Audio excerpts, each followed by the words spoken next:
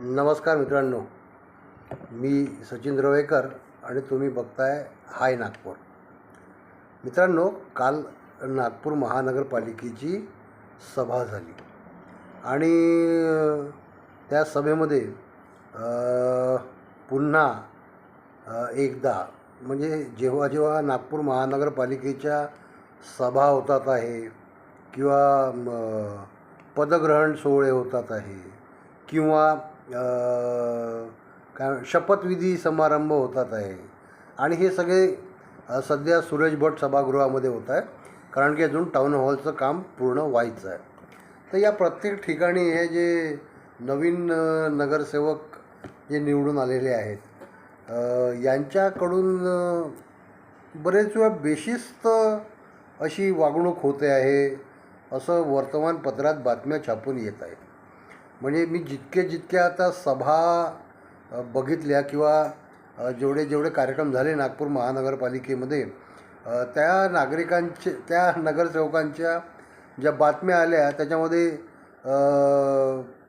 नेहमी पेपरमध्ये एक बातमी येते, आज तर सगळीकडे ठळक बातम्या आहे की अतिशय बेशिस्त असं वर्तन नगरसेवक करताय आणि म्हणजे नगरसेवक आपल्या नातेवाईकांना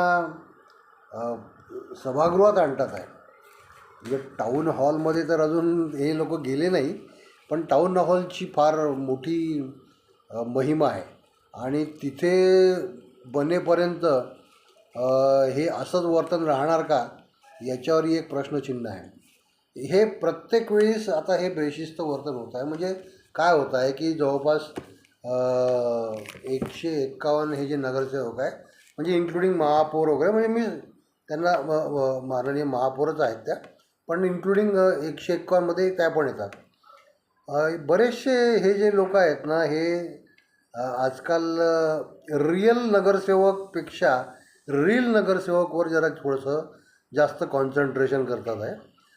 त्याच्यामुळे काय होतं आहे की बरेच वेळा प्रत्येक कार्यक्रमामध्ये यांचे जे रील बनवणारे जे व्हिडिओग्राफर्स आहेत ते यांच्यासोबत असतात. काही नातेवाईकांनाच यांनी आपले व्हिडिओग्राफर बनवला आहे, तर काही प्रोफेशनल व्हिडिओग्राफर पण अपॉइंट केलेले आहेत असं दिसतं आहे जे रील बनवतात त्याच्यामधून. तर हे प्रत्येक ठिकाणी प्रत्येक कार्यक्रमात त्यांना रील बनवायचे असतात म्हणून ते अवेलेबल असतात. पण सभागृहाच्या आत हे लोक जेव्हा येतात तेव्हा दरवेळेस माननीय महापौर नीता ठाकरे यांना हस्तक्षेप करावा लागतो म्हणते आणि त्यांना शिस्तीचे धडे द्यावे लागले यावेळेससुद्धा नगरसेवकांना. म्हणजे बातमीमध्ये तर असं लिहिलं आहे की महानगरपालिकेच्या पहिल्या सभेतही नगरसेवकांनी बेशिस्त वर्तन केले, त्याचीच पुनरावृत्ती पण आता घडली. म्हणजे ही पुनरावृत्ती नेहमीच घडणार आहे असं आहे का? काल या संदर्भात चर्चा सुरू असताना मी कुठंतरी एक व्हॉट्सअपवर आपला फेसबुकवर पोस्ट केली होती की जसं विधानसभा आणि विधान परिषदेचं लाईव्ह टेलिकास्ट होतं तसं जर लाईव्ह टेलिकास्ट नागपूर महानगरपालिकेच्या या सभांचं जर झालं तर याच्यामध्ये काय दोन फायदे तुम्हाला होतील.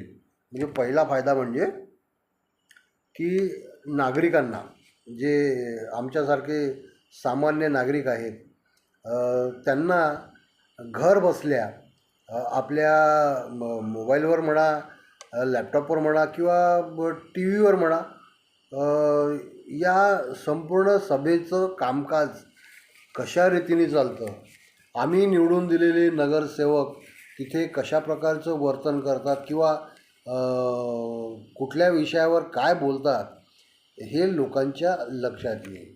आणि दुसरा फायदा म्हणजे ही जी नुसती गर्दी येते, जी नागरिक आपलं नातेवाईक नगरसेवकांची आणि व्हिडिओग्राफर्स जे आतमध्ये येतात आणि त्यांना उगीच बाहेर काढावं लागतं, तर हे पण ते जे टेलिकास्ट आहे त्याच्यावरचंच शूटिंग घेऊन त्याला बाकीच्या रीलमध्ये ॲड करू शकतात. म्हणजे नगरसेवक जसे सभागृहात गेले तिथपर्यंतचं शूटिंग, मग नगरसेवक सभागृहात काय बोलले त्याचा लाईव्ह कास्टवाला व्हिडिओ, आणि नंतर सभागृहातून बाहेर कसे निघाले त्याचा व्हिडिओ, असं क्लब करून ते बनवू शकतात. याने होणार काय की नागपूरच्या नागरिकांना कळेल लाईव्ह टेलिकास्टमध्ये की आपले जे नगरसेवक आहेत किंवा इतर नगरसेवक जे आहेत हे कशा प्रकारे, म्हणजे आता पुढची मला वाटतं सभा जी आहे ती बजेटसाठी होईल, कारण की स्थायी समितीचं बजेट मला वाटतं रेडी झालं असेल.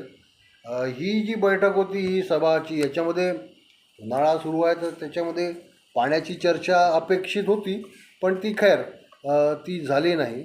ती का झाली नाही याचा माझा जो मागचा व्हिडिओ होता त्याच्यामध्ये संपूर्ण सार आलेला होता. आणि मी जसं म्हटलं होतं की या सभेमध्ये पाण्याबद्दल चर्चा काही येणार नाही, कारण की पाणी हा विषय, हा जो अभ्यास दौरा झाला ना कन्हान वॉटर ट्रीटमेंट प्लांटचा आणि कुठला पेंच 4चा, आणि तत्पूर्वी जलप्रदाय समितीचा जो दौरा झाला गोरेवाडाचा, त्याच्यामध्ये त्यांनी क्लिअर कट सांगून दिलेलं आहे ऑल इज वेल. आता कन्हान आणि पेंच 4च्या नगरसेवकांच्या अभ्यास दौऱ्यानंतर हे पण झालेलं आहे की ऑल इज वेल. म्हणजे तो दौरा पिकनिकच टाईप होता, कारण की त्याच्या बऱ्याचशा रील्स आता फेसबुकवर आणि यूट्यूबवर येतात आहे, आणि त्याच्यामुळे कसं होतं की कळतं आहे की नक्की तो दौरा अभ्यास दौरा होता की काय. आणि तिथे जे OCWच्या अधिकाऱ्यांनी समजून दिलेलं आहे, नागपूर महानगरपालिकेच्या अधिकाऱ्यांनी या नगरसेवकांना, ज्याच्यामध्ये सत्ता पक्ष पण जे नगरसेवक पण होते आणि विरोधी पक्षाचे होते, या सर्वांना ज्या गोष्टी समजावून सांगण्यात आलेल्या आहे की पाणी कसं ट्रिपिंग होतं आणि ट्रिपिंग झाल्यानंतर मग कसे पंप बंद पडतात आणि पंप पडल्यानंतर कसं नागपूरमध्ये त्याचा इफेक्ट होतो, या सगळ्या गोष्टी यांनी सांगितलेल्या आहेत. त्याच्यामुळे आता नगरसेवकांना हे सगळं समजलेलं आहे. आता ते कुठल्या पद्धतीचं, आणि त्या दौऱ्यानंतर आता नागपुरामध्ये जलसंकट येणार नाही, कारण की नगरसेवक ऑलरेडी सगळं पाहून आले आहे ना, तर ते आता काही बोलू शकणार नाही किंवा बोलणार पण नाही.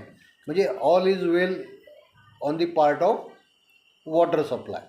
आता दुसरा प्रश्न राहिला हे शिस्त बेशिस्त वर्तन. जर तुम्ही लाईव्ह टेलिकास्ट याचं जर करत असाल आणि संपूर्ण नागपूर शहर किंवा नागपूर शहरातल्या बाहेरचे पण लोक जर हे ऑनलाईन जर बघत असतील तर कुठंतरी अशा प्रकाराला खीळ येईल. मागे आता फेसबुकवर जी पोस्ट केली होती त्याच्यावर काही वरिष्ठ पत्रकारांनी आपल्या प्रतिक्रिया दिल्या. ते म्हणतात की 10 वर्षाआधी असा हा प्रयोग करून बघण्यात आला होता UCN या केबल चॅनलच्या नेटवर्कद्वारे, पण तेव्हा जे नगरसेवक होते ते काहीतरी उगाच भाषणबाजीमध्ये जास्ती हे करायचे आणि स्वतःला जास्ती लाईव्ह टेलिकास्टमध्ये मी जास्ती दिसलो पाहिजे याच्यासाठी काही पण हे करायचे.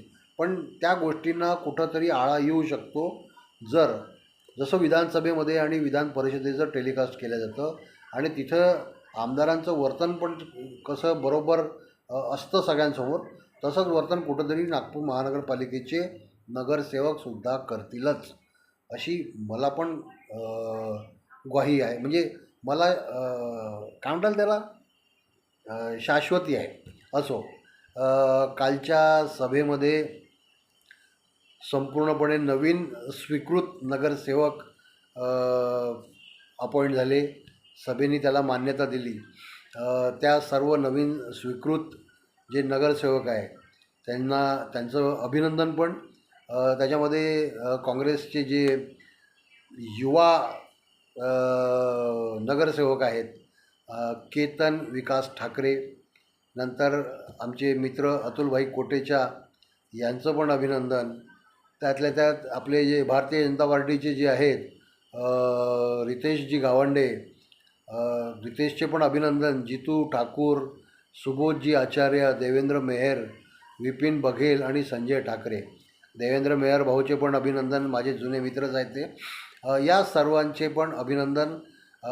त्यांना पण आता आपला कार्यकाळ, आता बजेटची पण मीटिंग येईल, या सगळ्या मीटिंगमध्ये पण त्यांना आपले विचार मांडता येतील. फक्त विषय राहिला तो लाईव्ह टेलिकास्ट आणि बेशिस्त वर्तन. तर तुम्ही जर लाईव्ह टेलिकास्ट करत असाल, माझी नागपूर महानगरपालिकेच्या महापौर नीताताई ठाकरे आणि आयुक्त विपिन ईटनकर यांना सर्व नागपूरकरांकडनं एक अशी विनंती आहे की एक प्रयोग तर करून बघा. जर खूपच जास्ती तमाशे झाले तर बंद करून टाकू लाईव्ह टेलिकास्ट, पण एकदा प्रयत्न तर करून बघा. बजेटची सभा लाईव्ह टेलिकास्ट तर करा. आणि उन्हाळा झालेला आहे, खैर अभ्यास दौऱ्यामुळे या मीटिंगमध्ये कुठं पाण्याचा विषय आला नाही. कोणीतरी आमचे नगरसेवक शैलेश पांडेजी गोरेवाड्याचा विषय करायला गेले होते, पण त्यांचं कोणी ऐकलं नाही असं म्हणतात. तर त्यांनी सभागृहामधून बॉयकॉट पण केला, म्हणजे सभात्याग केला, असं वर्तमानपत्रात मी वाचलं. म्हणजे एकच नगरसेवक पाण्याबद्दल सध्या चिंतित आहे असं दिसतं आहे. बाकी सर्व कन्हान WTP, पेंच 4 WTP आणि गोरेवाड्याचे 1, 2, 3चे जे WTP आहे यांचा दौरा करून बाकी सर्व समाधानी झालेले आहेत असं दिसतं आहे. काही समस्या उद्भवल्या तर काय माहीत पुढे काय सर्व नगरसेवकांचं काय त्याच्यामध्ये रिॲक्शन्स राहतील, काही ॲक्शन होईल की नाही याच्याबद्दल डाऊट आहे. पण खैर एक बरी गोष्ट झाली की या दौऱ्यानंतर, अभ्यास दौऱ्यानंतर जलसंकट नागपुरातलं तसंच्या तसं निघून गेलं. म्हणजे आता सर्वीकडे ऑल इज वेल आहे. सभा शांतपणे होत झालेली आहे. आणि मला असं वाटलं होतं की आम्हा सर्व जुने जे पत्रकार आहेत त्यांना असं वाटलं होतं की उन्हाळा आहे तर पाणी प्रश्नावर जास्ती चर्चा होईल, पण ती चर्चा कुठंतरी महापालिकेतल्या गाळ घोटाळा आणि इन्क्रोचमेंट याच्याकडे कुठंतरी निघून गेली आणि पुढे काहीच नाही झालं. स्वीकृत सदस्य जे आहे नगरसेवक ते आले. आता संख्या वाढलेली आहे, नगरसेवक वाढलेले आहेत आणि लोकांचे कामही वाढलेले आहेत. त्याच्यामुळे कुठं ना कुठं तरी सर्व समस्यांचा निराकरण होईल. पुढच्या सभेला जर हा व्हिडिओ सगळे बघत असतील तर कुठंतरी लाईव्ह टेलिकास्ट नागपूरकरांसाठी आणि हे जे बेशिस्त वर्तन आहे याला कंट्रोल करण्यासाठी, म्हणजे नगरसेवकांचं बेशिस्त वर्तन जे आहे याला कंट्रोल करण्यासाठी हा लाईव्ह टेलिकास्टचा जो पर्याय जो आहे तो जर स्वीकारला आणि एकदा प्रयोग जर करून बघितला तर तो नक्कीच यशस्वी होईल असं मला वाटतं आहे. तूर्तास इतकंच. पुढची सभा आम्ही पण लाईव्ह टेलिकास्ट बघू, मोबाईलवरच बघू किंवा कुठेही बघता येईल अशी आमच्या सर्व नागपूरकरांची इच्छा आहे. महापौरांकडे आहे, आयुक्तांकडे आहे. तूर्तास इतकंच. धन्यवाद.